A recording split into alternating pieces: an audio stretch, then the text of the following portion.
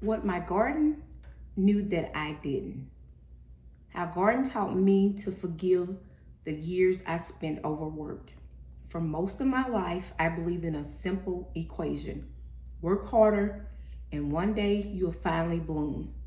I poured decades into that promise, trading sleep, weekends, and whole season of my life for the feeling that I was almost there.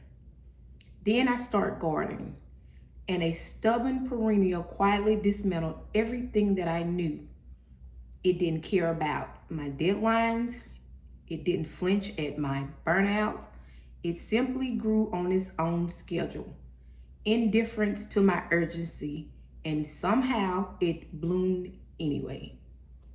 That indifference unsettled me at first. I was so used to forcing outcome, to treating rest as something I had to earn, but the flowers thrived on their own time, doing the unglamorous, invisible work underground long before anything showed above the soil.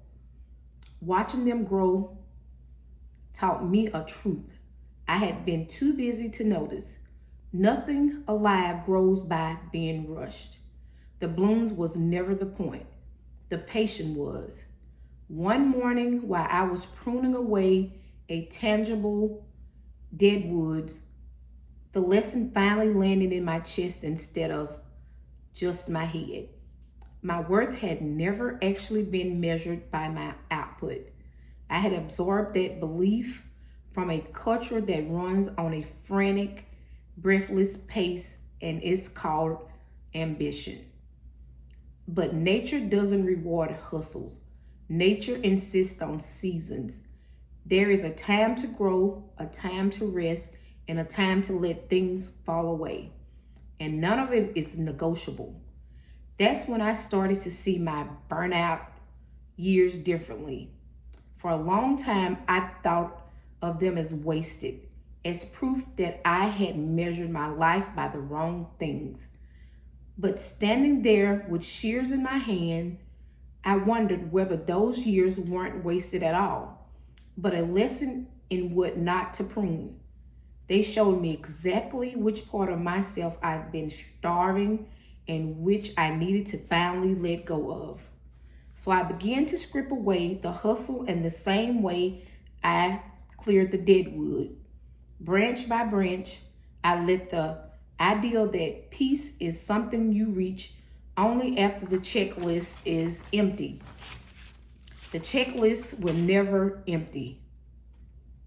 There's always another task, another deadline, another reason to postpone the life you kept promising yourself.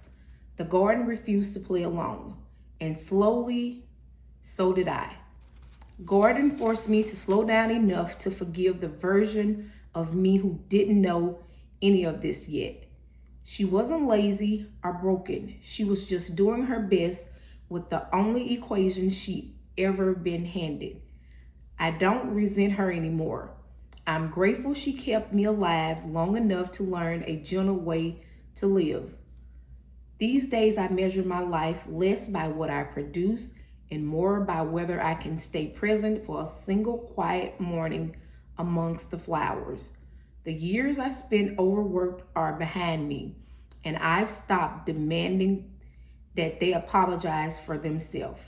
They were a season two, and finally, I'm learning to breathe again.